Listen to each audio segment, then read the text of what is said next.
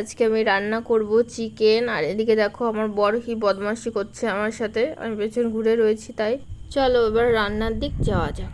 আমি মাংস ধুয়ে নুন হলুদ মাখিয়ে রাখছি, আলু কেটে রেখেছি, টমেটো কাঁচা লঙ্কা আদা রসুন সব কিছু কেটে রেডি করে রেখেছি। মাংসতে নুন হলুদ আর তেল মাখিয়ে রাখবো। এবার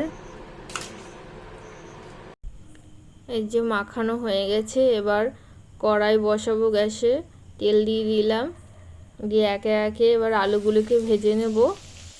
এরপর কড়াইতে আমি নুন আর হলুদ দিয়ে লাল লাল করে আলুগুলোকে ভেজে নেব। এবার টমেটো কাঁচা লঙ্কা আদা রসুন বাটাটা পেস্ট করে নেব। এবার পেস্ট হয়ে গেছে আমার, এবার একে একে আলুগুলোকে সব ভেজে তুলে নেব।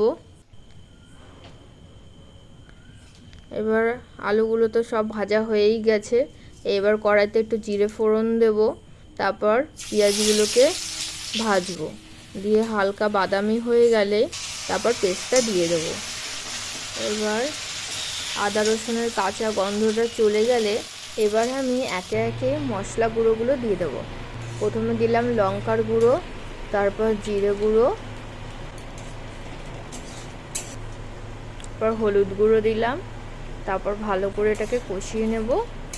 মাংস রান্না ভালো করে দেখো মশলা দিয়ে কিন্তু তেল ছেড়ে দিয়েছে, এবার সামান্য একটু জল দিয়ে ভালো করে কষিয়ে নেব।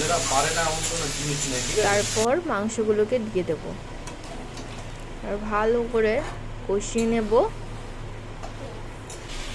আমার বউই ঠিক আছে, রান্না করে খাওয়ায় বলে নিজেকে বড় মনে করে, আমি মনে করি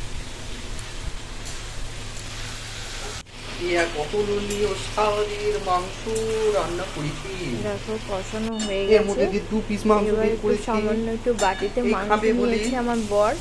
আমরা কিন্তু প্রায় এরকম টেস্ট করে দেখি, আমাদের কিন্তু খুব ভালো লাগে। কারা কারা এরকম টেস্ট করো অবশ্যই কমেন্ট করে জানাবে।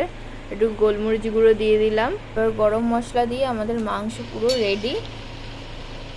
মাংস রান্নাটা কেমন লাগলো অবশ্যই কমেন্টে জানাবেন, লাইক এবং শেয়ার করে দেবেন আপনাদের আপনজনের সাথে। আপনাদের সুস্থতা কামনা করি, ভালো থাকবেন।